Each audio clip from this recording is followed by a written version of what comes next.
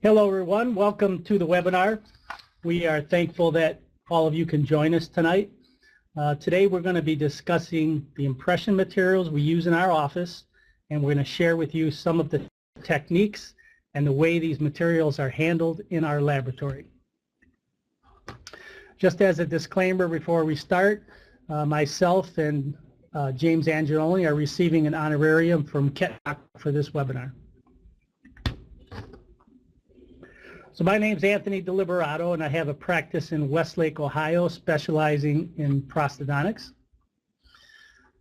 And in our profession, it can be very demanding, and so I think that we all remind ourselves what's important in our lives and why we do this. So I want to introduce you to my family. This is my wife, Diane, my daughter, and my 3 boys. And our family is growing. I have 4 little grandchildren that I enjoy. And just a little bit about my history so you know where I'm coming from. In 1984, I graduated from the Ohio State University. I went on to get a general practice residency certificate from the Cleveland Veterans Administration. And then I went on to my prosthodontic residency in the Veterans Administration in Wilmington, Delaware. From there, I went to teach at Case Western Reserve University, where I was the director of fixed prosthodontics, and then also the director of advanced general dentistry. From 1989 to present, I've had a private practice.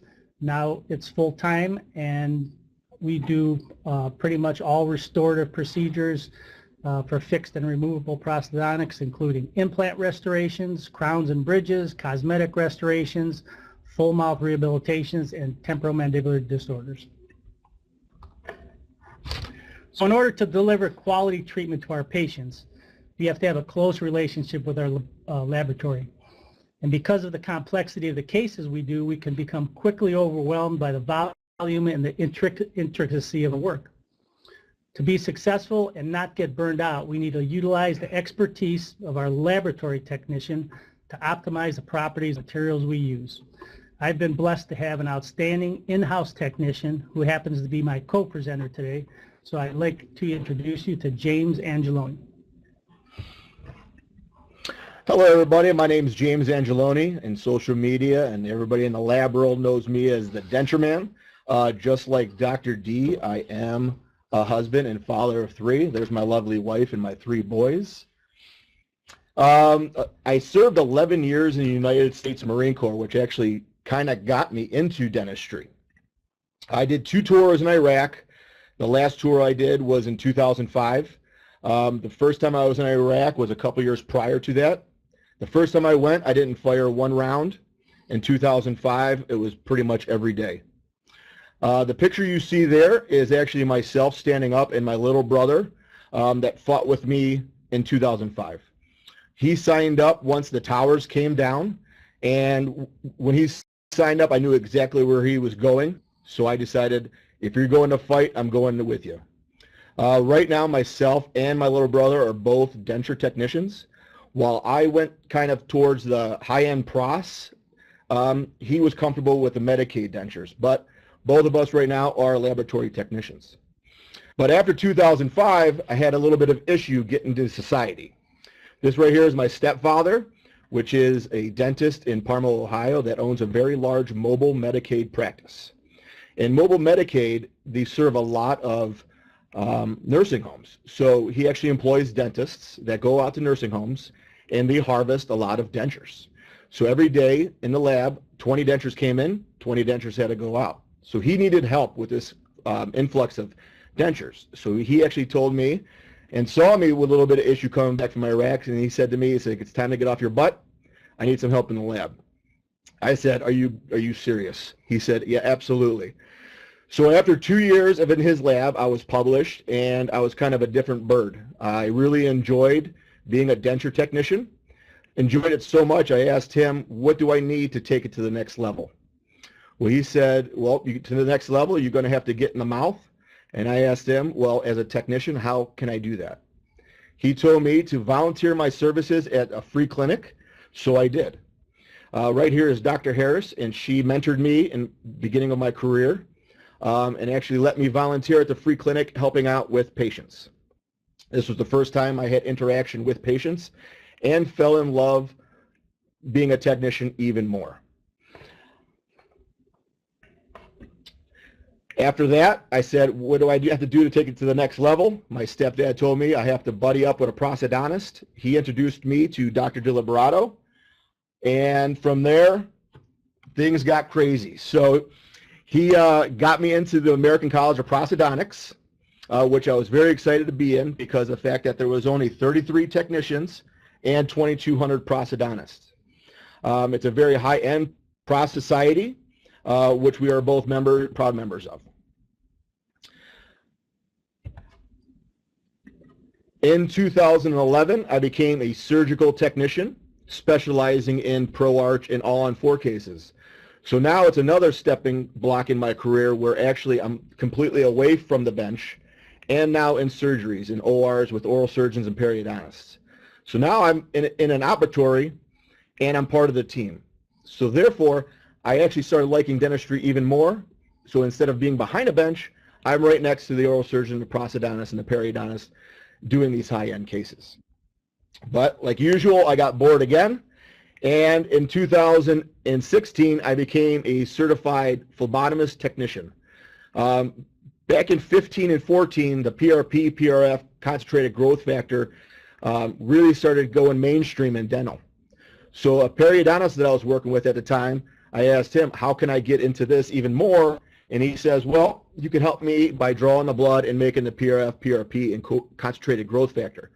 So I signed up for a 6-month college program to become a certified phlebotomist technician. So now I actually make dentures. I do conversions chairside with the surgeons and periodontists, and I also can draw blood. Really before we start the program, I'd like to introduce Dental CPR. That's what Dr. D and myself go by on Instagram. We like to show all of the sexy work we do daily on Instagram. So if you would like to join and see what we're doing day by day, please follow along.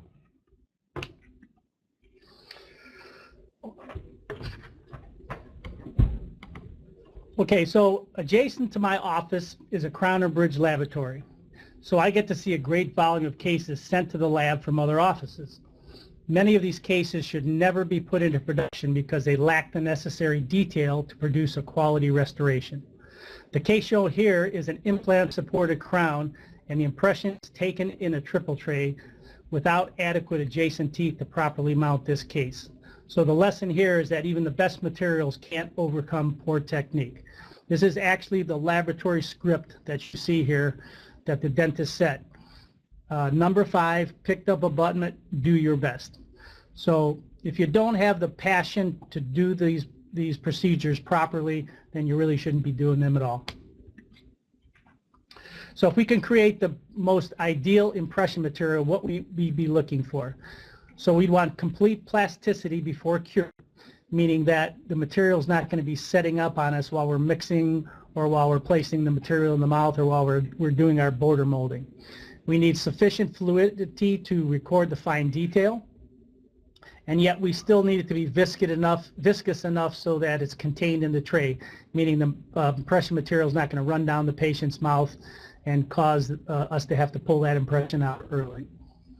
It has to have adequate tear resistance, especially in crown and bridge cases where the sulcus might be very narrow and we don't want that impression material tearing when we pull it out and not capturing the margin properly. The material should be hydrophilic. It should have good dimensional accuracy, and it should have good dimensional stability. The dimensional stability we want because we want to be able to not pour these impressions immediately if we don't have the time, and also if we want to pour second or third pours for different procedures, that material would still be accurate after a week or after 2 weeks. We want complete elasticity after cure, and this means that if the material is in an undercut and as we remove the tray, as we pull it, the material flexes, but we want that material to snap right back into the original form so we don't have a distorted impression. We want optimal stiffness, and that means that it can't be so stiff that it's going to be hard to get out of the mouth, and of course we want it to be cost effective. So what are the materials we use in dentistry today? We use alginate, we use polyvinyl siloxane, which is a type of a silicone, specifically an addition silicone. We use polysulfide, which everyone knows as rubber base. We use polyethers, and we use a relatively new material called vinyl siloxane ether, which is made by Identium, and it's kind of a unique material, which will go into the properties later. So let's start with alginate. What do we use this for? So in my office, we use alginates for many different things. We use it for preliminary impressions for diagnostic mountings, such as new patient comes in, we take our x-rays, we do our clinical exam, and then at the end of the day, especially for complex cases, we want to sit down with all that information and work up a treatment plan so that we have those models in front of us along with photographs also. We use it for preliminary impressions for diagnostic wax-ups. If a patient has committed to treatment, or if we're just trying to do a wax-up to show them what we could do to try to motivate them to proceed with treatment, we use alginate for this. We use alginate for preliminary impressions for complete dentures, which we then fabricate a custom tray to make a final impression. And we also use it for partial dentures, and we use it to fabricate bleaching trays. So the advantages of alginate are that it's easy to mix and manipulate. It's relatively comfortable for the patient. It's pretty inexpensive. It has pretty good flexibility of the set impression material, especially if it's moderate undercuts. And it can be very accurate if handled properly. And that means if you're using the proper water to powder ratio, if you're using the proper mixing techniques, and it gives you very good surface detail. And also, we don't need any fancy elaborate equipment to use this material. The disadvantages are that this material can distort very easily if there are some severe undercuts, such as periodontally involved teeth where we have open embrasures and the material is going to get caught in there and pull and tear. It has poor dimensional stability, meaning we have to pour that impression up within 30 minutes or it's going to start to deteriorate and you're not going to have an accurate model. And it also has poor tear strength if you're in one of those severe undercuts. So to use alginate effectively, you need to use the proper water to powder ratios. You need to properly mix the material, and this will allow us to capture all of the anatomical landmarks. And we really do this by using a syringe technique where we have a plastic surgical syringe, and James will mix up the alginate, he'll load the syringe and hand it to me. And while I'm syringing the material into the vestibule, into the soft palate, and into the occlusal surfaces, James is filling the tray. He hands me the tray, and then I go through the border molding movement so that we can capture the vestibules and all the anatomical landmarks that we need in many of our procedures. So when we use the proper techniques, the preliminary impression can capture the necessary anatomical landmarks.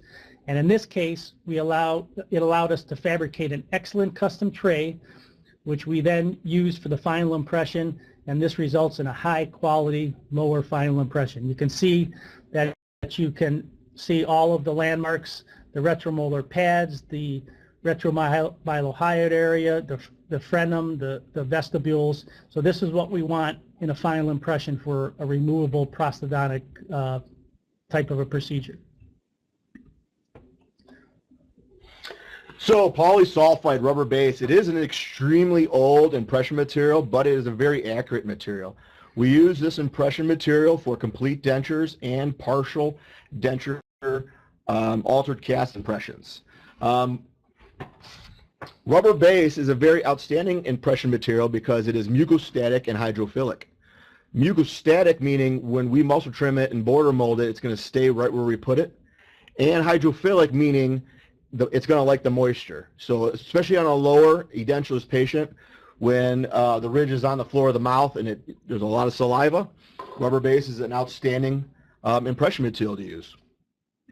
There are some advantages and disadvantages in rubber-based impression material. Like I just said, it has a great wettability. The hydrophilic properties of it is outstanding. It has great surface detail. It is easy to remove, and it has a very high tear strength. But rubber-based polysulfides have some disadvantages. It is a very long setting time. Most of the rubber bases out there are intraorally about 9 minutes. So it is a pretty long time in the patient's mouth, especially if that patient's a gagger. There is an unpleasant taste and odor. Because it's a polysulfide product, you can and you will smell the sulfur coming out when you're mixing it, and the patient will smell that when you put it in the patient's mouth. A laboratory step, polysulfide rubber base impression has to be poured up within 6 hours or will start becoming dimensionally unstable. Also, we can only pour it up one time because the material gets so thin. When we pour up the model and we actually take that impression off the model, most of the time it will tear somewhere. So actually pouring up a double impression model is not acceptable. Border molding is extremely important for edentulous patients. When we border mold, we're actually telling our technician exactly how thick we want those dentures. But there are 3 different viscosities of border molding compound. There's the red stick, the green stick, which a lot of you use in dental school, and there's also a gray stick, which is a medium viscosity border molding compound, which Dr. D likes to use. So here we go. This is that final impression. This is actually a locator impression using the rubber-based product. And you can see on the master model the high detail that you can achieve with rubber base. But just like I said, how it tears very easily, where you see those locator denture caps coming out of the model right there, that impression did tear significantly when I took it off the master model. There are different materials for border molding. You can see a little bit of that the gray stick compound on the post dam. There also are polyvinyls that you can use for border molding. This is actually a very expensive material that you could use. It's a heavy body, very rigid, fast setting polyvinyl material. And if you do it right, the final impressions with rubber base should look like so.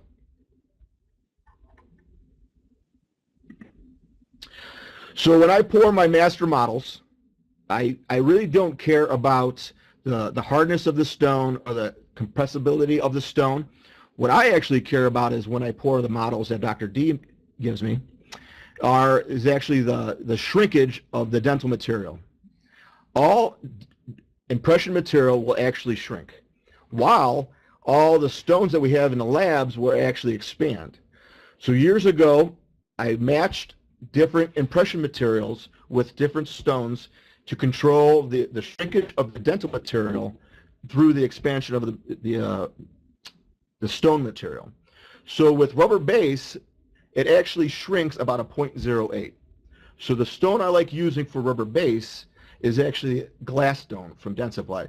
And really the only reason I like this stone is because it'll expand exactly what the rubber base shrink.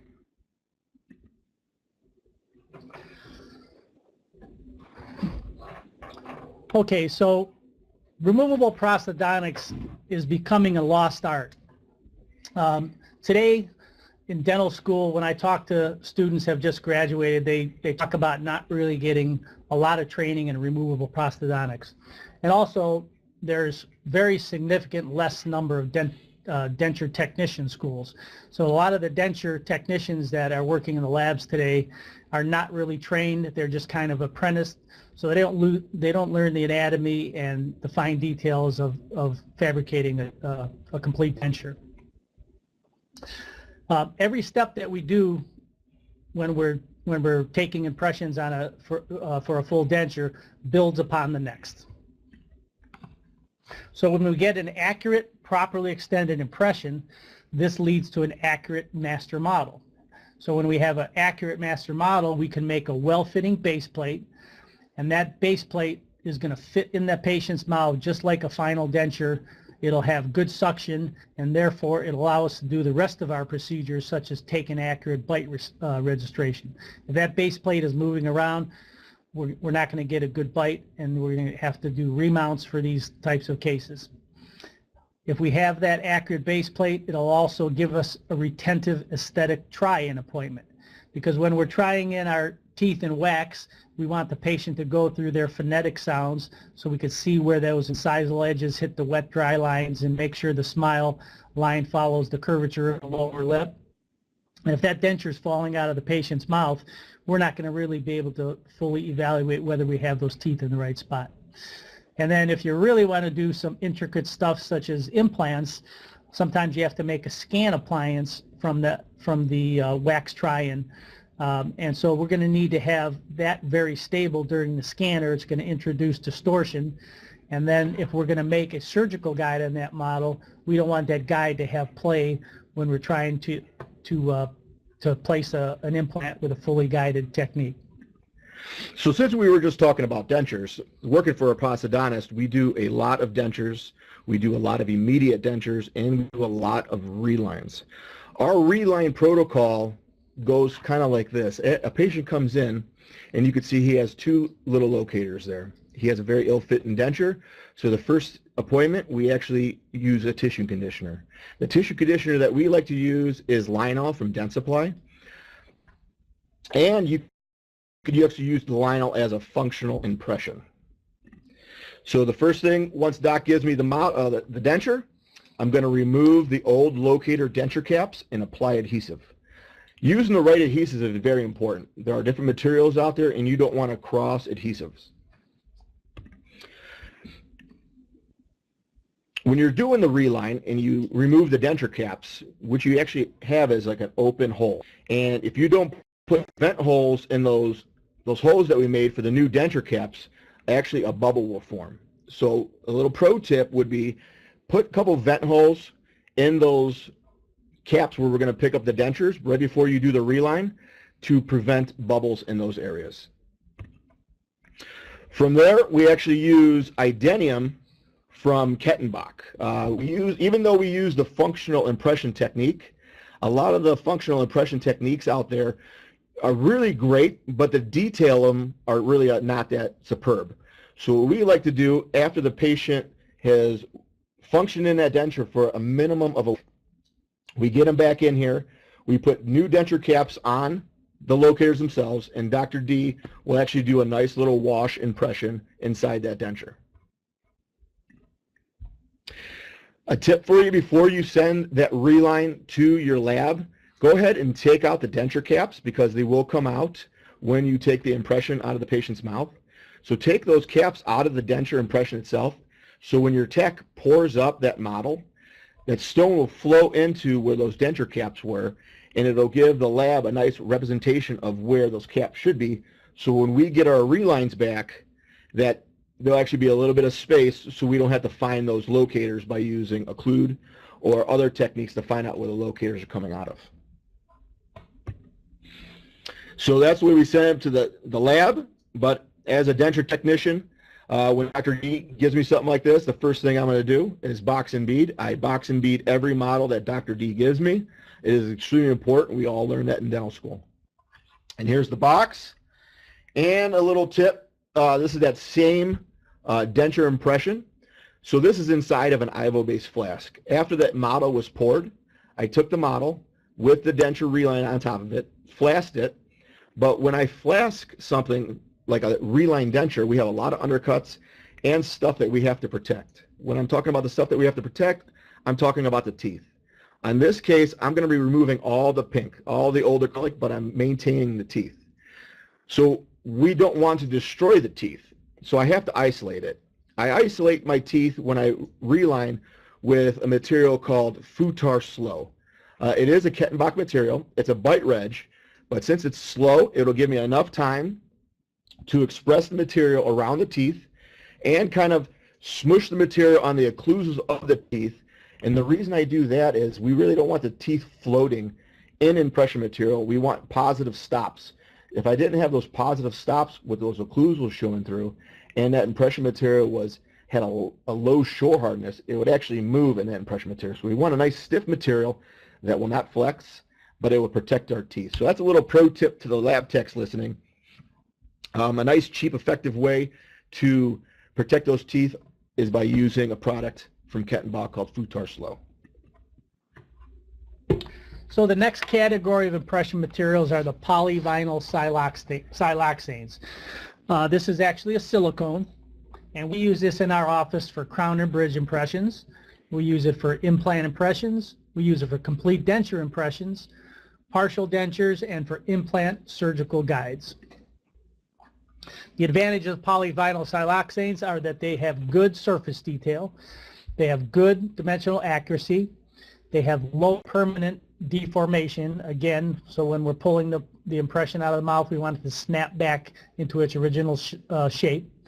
And one of the big advantages is the wide range of viscosity. So the different types of techniques we use and the different types of prostheses, sometimes we want to put selective pressure in different areas. So we use a whole wide range of materials, which are, some are fast setting, some are slow setting, some are light body, some are heavy body, some are medium viscosity. So the polyvinyl siloxanes have a lot of different choices. They are very easy to disinfect without changing their properties, and they're highly acceptable to the patient because they really don't have an odor. The disadvantage is that they are not hydrophilic. They're hydrophobic.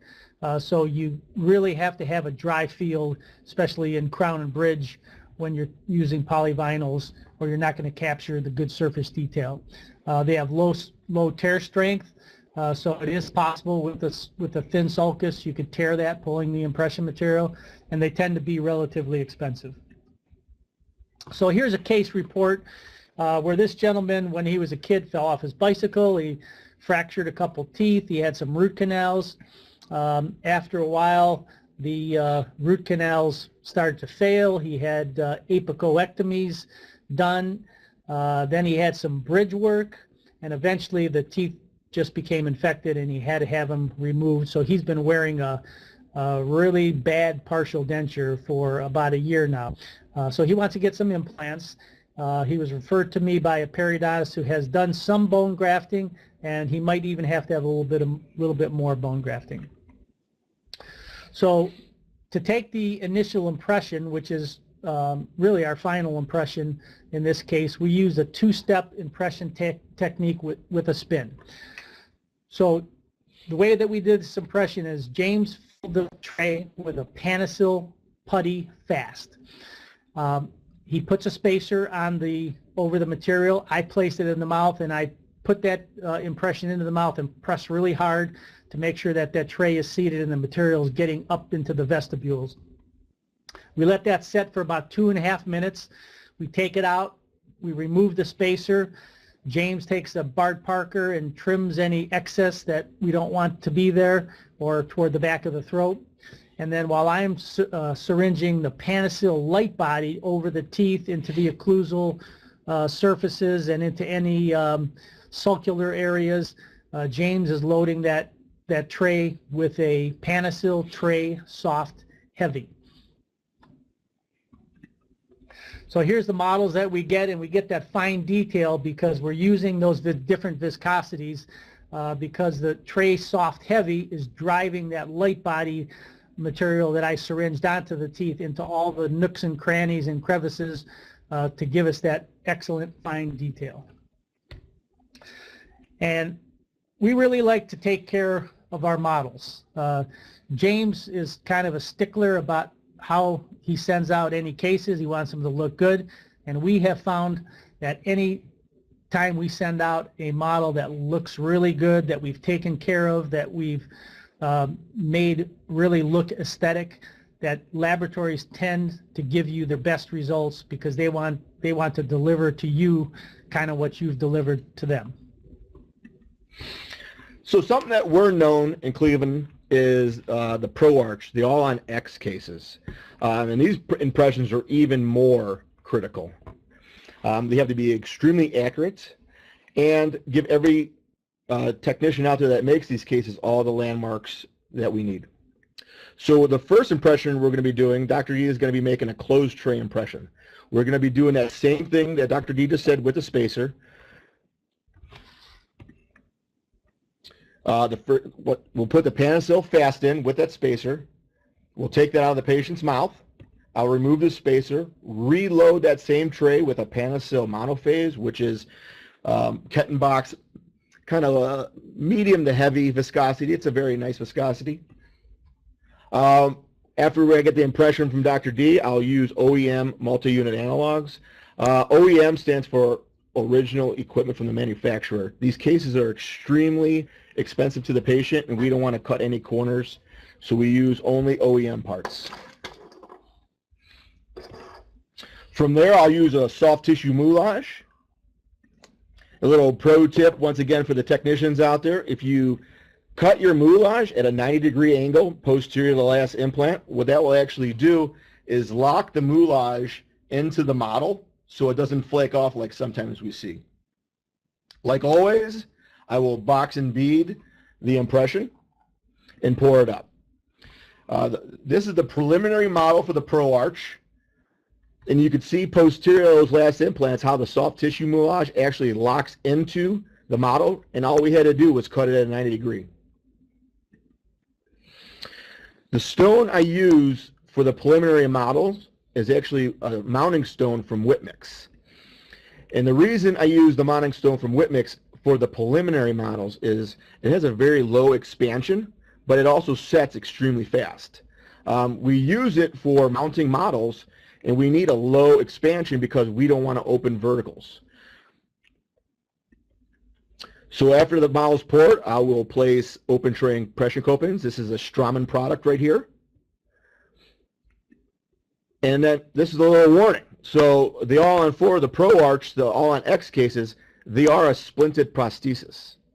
So if you have a prosthesis that is splinted together like a bridge or an All-on-4 or a ProArch, you want to take a splinted impression. We used to do this intraorally, and I'm going to show you how we do it on the bench in a controlled environment. The first thing I'm going to do is string some dental floss around the impression copings. And what the dental floss is going to do, it's going to act like rebar in concrete. From there, I'm going to express temporary crown and bridge material over and through the dental floss. The material I'm using here is called ViSalus from Kettenbach. It's their crown and bridge material. And this is what we call the jig. The reason I use the temporary crown and bridge material is back in the day when we used to do this in the patient's mouth, we used acrylic. The patients don't like the smell of acrylic, even though I'm a denture fabricator. I do enjoy the smell of monomer. The patients do not. But with ViSalus, the doctor could actually use composite because the composite will stick to the ViSalus, or use ViSalus to connect the jig, and what I'm going to show you in a second. But before I section the jig, you have to make sure that your technician gives you enough space underneath the jig so the operator can express light body underneath the jig.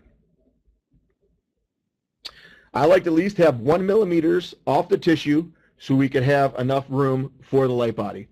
You really don't want to get excessive over 2 millimeters because the light body will flow right through it.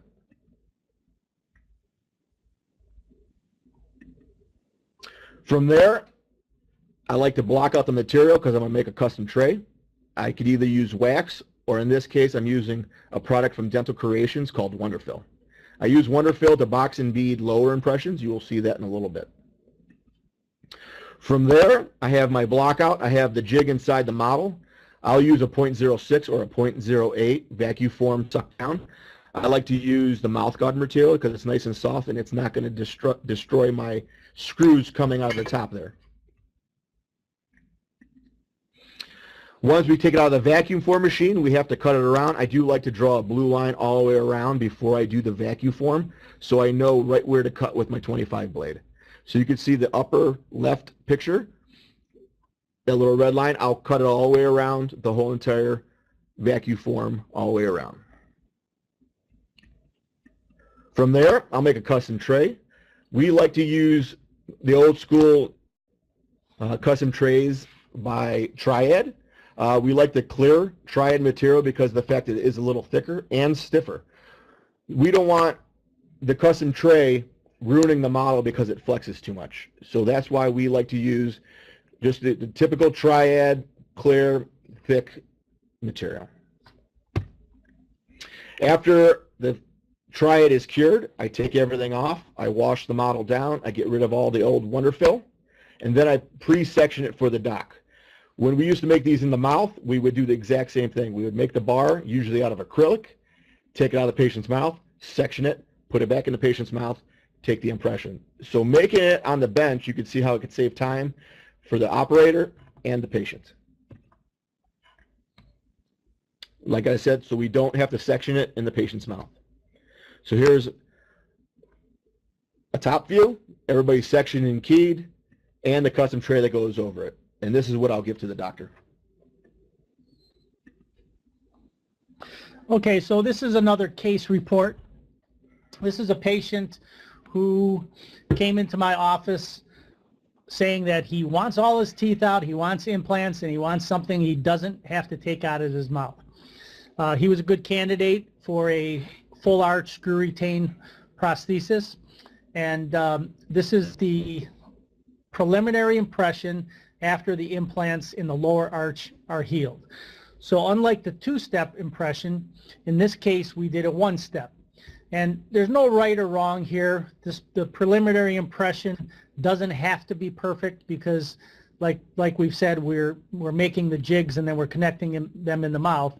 So this works fine for someone who doesn't want to do a two-step and wants to maybe get it done a little quicker.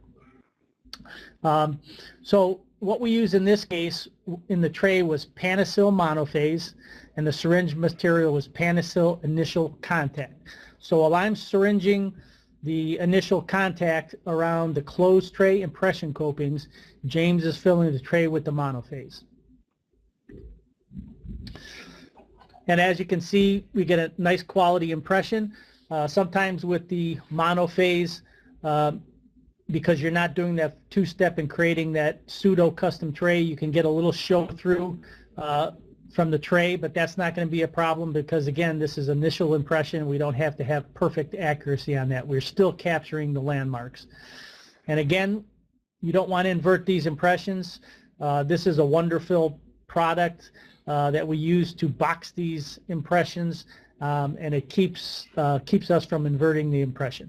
You also want to have the proper water powder ratio. You want to weigh the powder because that's more accurate. And then here again is that accurate custom tray. We're going to take the final impression here. We have our jig underneath here that we've connected in the mouth. These are the posts sticking up so that we can get these screws out to remove the impression. Always very important to use an adhesive because these impression materials do have shrinkage, and you want to prevent pulling away of the impression material from the tray because you'll get some distortion. So again, with a custom tray, you're going to get a really accurate impression that has all the landmarks. In this case, we did not border mold because this is going to be a screw retain restoration without flanges, so we don't really need perfect replication of the vestibules. But in other cases, we do border mold, especially if it's a very poor ridge that we want to have a little more stability of our base plate when we're doing our records. And here you can see we get a great model that can be used to go forward with the rest of the procedures. So just to finish up this case, so after we have our lower master model, we're going to take this to the mouth. We're going to be doing our verification of our incisal edge position on our upper denture. We're going to verify the plane of occlusion. We are going to confirm that our vertimension is correct, and then we're going to take our bite registration. So accurate impressions, just like I said before, lead to stable bases, which lead to accurate records. Here's our final wax try-in of the upper denture. And this is what we're doing on the lower. So when we do these full arch cases, we first, off of that master impression, we make a PMMA prototype. This is what our final restoration, how we want it to be, but we want our patient to wear it so that they can see if they like the aesthetics, make sure the occlusion is perfect, make sure that it's cleansable, and once they tell us that this is great, they love it, they're enjoying this type of prosthesis, then we can call our lab and tell them to make the final prosthesis. If there's anything wrong, we can make changes to this and then give that information to the lab so they can make the changes in the final restoration. In the lower here, you see that this is a immediate load full arch conversion that's still healing on the top. This is the prototype that we've had fabricated that fits against that conversion prosthesis that we have in the top. And this is the laboratory completed full arch monolithic zirconia prosthesis. As you can see, these are very aesthetic, they're very strong. When you go through the impression procedures like we've instructed you, these things drop right into place, the screws go in nice and passively, and we're not going to be putting any stress on those patients because we've gone through those steps without skipping any important steps. So this is the upper denture wax up that we use to actually plan the implants, and this is the lower full arch zirconia restoration that we're about to place in the patient's mouth. And here's the final seating of the lower full arch zirconia prosthesis. The patient's very happy. This is that original denture that we made to do our planning for the upper implant. You can see the little gutta percha point here, which was the marks that we used for the dual scan technique. And once these implants were healed, we did the same thing, same steps to fabricate the upper full arch zirconia prosthesis, just like we did on the lower. And I'm not going to go through those steps because it'll be repetitive. But the next type of material that we have, which, like I said earlier, is a very unique material because it's a hybrid impression material that is between silicone and a polyether. This material is called Kettenbach, and this is the material that James used to show you that denture reline technique earlier. The reason that we like this material so much is it combines the best of both worlds between the silicone and the polyether. It has a high hardness, so when you're doing your impressions, especially if it's a closed tray technique, it's going to hold that impression coping very firmly and not allow any distortion. It is hydrophilic from the polyether properties, so we get very good wetting, combining that with the polyvinyl siloxane materials. It has a high flow, so we get good surface detail. It has low deformation, so we can take it out of the patient's mouth, even if there's undercuts, and it'll flex right back into its same shape. And it'll last a long time so we can have multiple pores. This material has a lot of viscosities and setting times too, so some of the materials have a short setting time, and so we like to use this when we have a gagger that we need to get that impression in and out. It has high elasticity. It's easily removed from the mouth, which is different than your traditional polyether. Those are a lot of times hard to get out of the mouth, and it has a neutral taste and smell. This is a case where a patient had a 6-unit bridge that they wanted to replace. You can see the preps have been completed. And here we are going to also do a 2-step impression. This is Idenium heavy in the tray with a plastic spacer. Keep it in the mouth for 2 minutes. James takes it, trims it up. And then while I'm syringing a light-bodied material around the preps, after we pull our cords, James is placing the Identium medium into that preformed custom tray from the dual step technique, and then that material is going to drive that impression material into the sulcus, and you can see how great the detail. I've never really seen a material work better at just capturing the sulcus, capturing the margins really fine, So we really like this material for crown and bridge impressions. And here again, you can see the fine detail that we get in our master model and a little close-up of the individual preps with the beautiful surface detail and replication of the margins. These are the final bridge work made on those master models.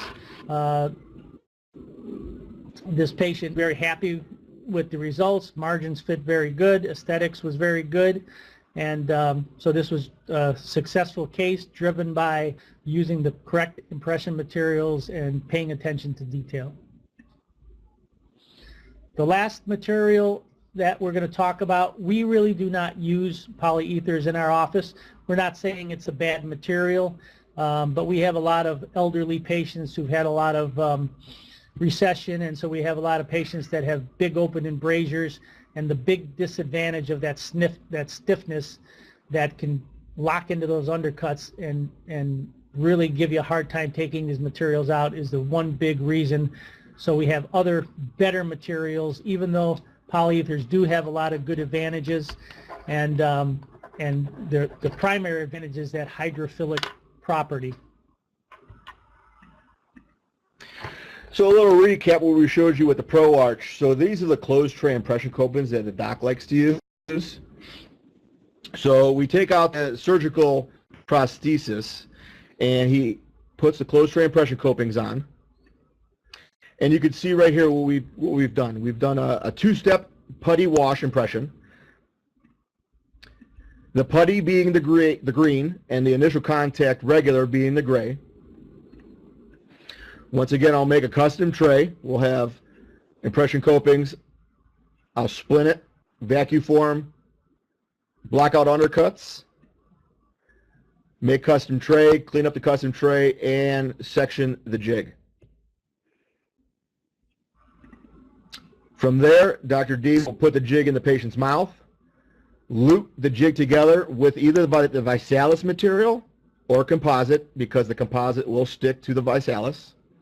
Once the jig is completely luted, the doc will actually try the custom tray in, and this is important because you don't want to find out the screws don't come through one of your holes when the impression is full of impression, or the custom tray is full of impression material.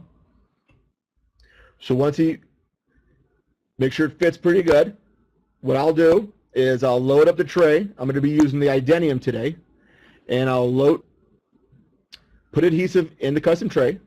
While Dr. D is expressing Idenium light underneath the jig, I'll be simultaneously putting medium body into the impression tray. By the time the doc is all ready to go, I hand him the tray. He places it in the patient's mouth, muscle trims, border molds, does his thing. Unscrews the impression, takes it out, and this is what we get.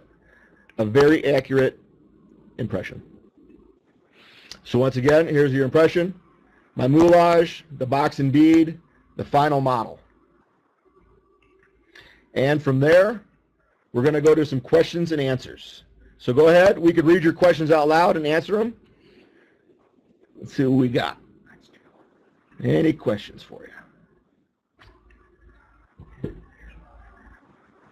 What did you use for the nice tissue?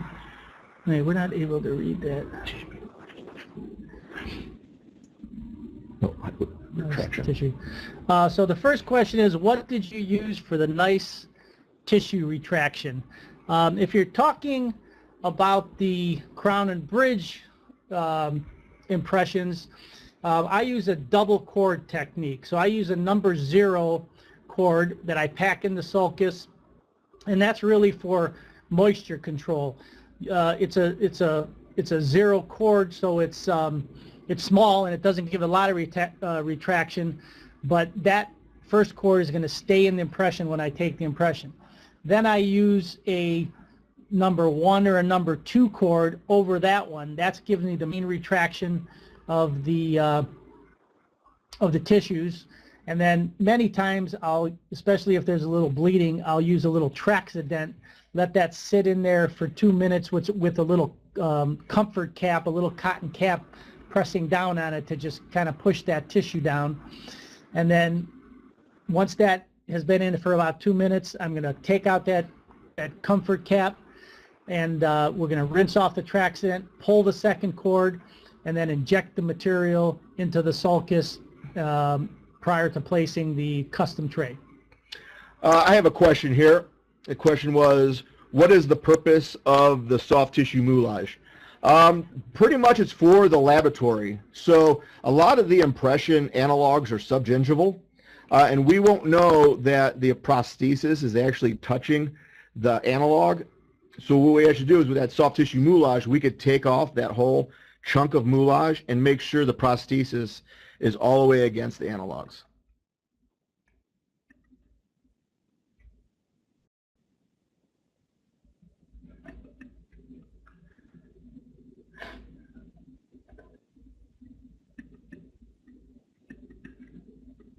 Okay, just going to see if there's any more questions here.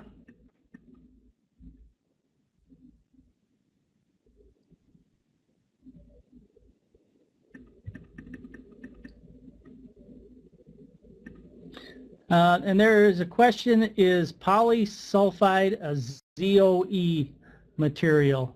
It is not. ZOE is a material I last used in dental school, which was almost 30 years ago. And I think that's a zinc oxide material. I don't use it just because it's so messy and we have so many better materials today. But I certainly think that in the right hands, a ZOE would be very good because it does capture very good surface detail.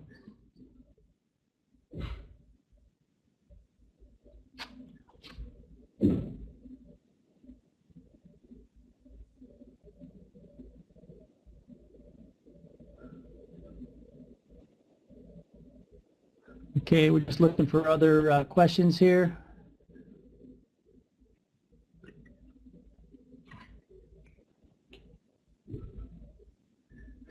So we have a question here. Can you use medium light body instead of heavy light body?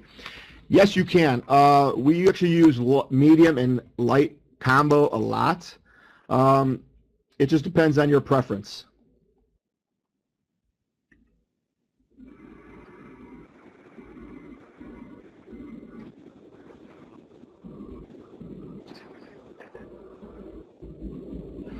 Okay, so the other question is, the PVS material being hydrophobic, how does it accurately record soft tissue details when used for denture impressions? Well, so that again is the reason we like the Idenium a little bit more these days, is because we combine those properties of being more hydrophilic. But certainly if you have a patient who has more of a dry mouth, if they're not, especially in the upper jaw where you're not so much moisture, you're still going to get a great impression. It's just one of the properties that's just not as good as it is for rubber base or with the Idenium material.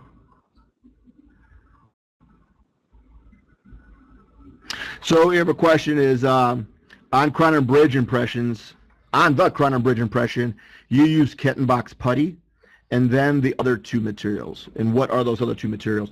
So we actually, once we did that two-step with a spin, so we used the putty with the spacer. Doc put that intraorally for 2 minutes, 30 seconds. He took out that impression. After that, I removed the spacer. At that time, the doc did a light body around the teeth and the preps, but I put medium inside that pseudo custom tray. And why we like doing that, because it's kind of like a hydraulic force, because it is a pseudo custom tray and you actually get a lot of compression into that those preps. So that's why we like that two-part with a spin. You do use a lot of the material, but you'll find out the impressions come out perfect 99% of the time. Another question is, how do you feel about triple trays for single unit restorations? I'm not a big fan of triple trays. I do use them occasionally, but mostly when it's a patient who is a gagger and they tell you from the beginning that they just can't tolerate a full arch impression. So I'm not going to be so pure that I'm going to demand to do that. I'd rather make the patient comfortable, and if it's a posterior tooth and they're a gagger, I'll consider using a triple tray sometimes. Or if the patient has bridge work that's kind of shaky and we're doing a single tooth, I might consider using a tray. But I always have significantly more adjustments when I use a triple tray, so I try to stay away from them, and especially since I have a great lab technician who's going to for those full arch models. He's going to get rid of all the bubbles on the occlusion. He's going to mount the cases with a face bow. I'd rather have that accuracy so that when I get those crowns back, they're just going to drop into place with very little adjustment.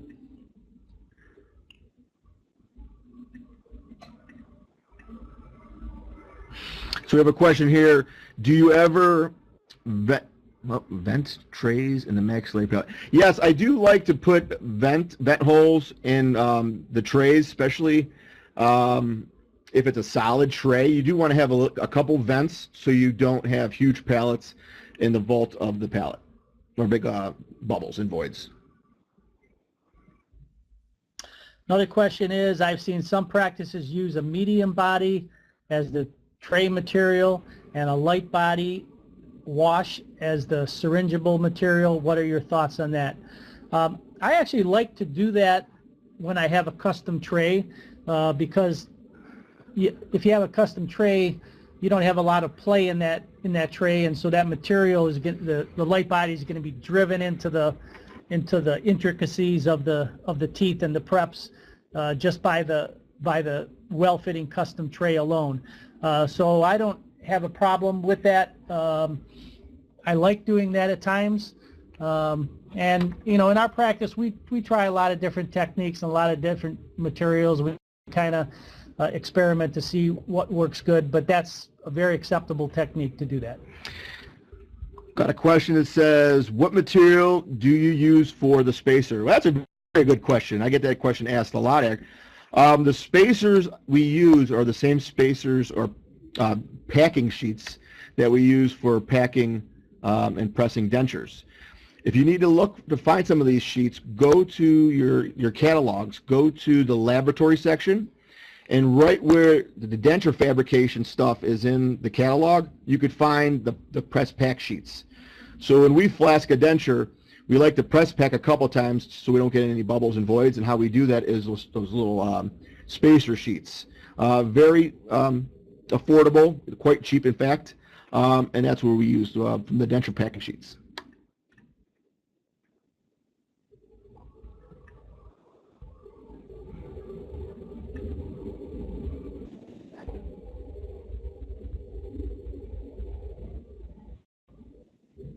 Okay, just checking to see if there's any more questions.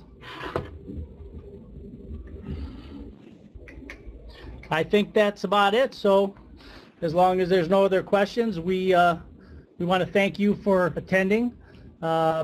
Certainly, if you want to look us up for, if you have any other questions or you think of some other questions later, we're located in Westlake, Ohio, so you can find us on the internet, and we'd be happy to talk to you. Or if you ever want to come up to Westlake, Ohio to visit, we enjoy hosting people and spending the day with them, teaching each other all our little tips and tricks.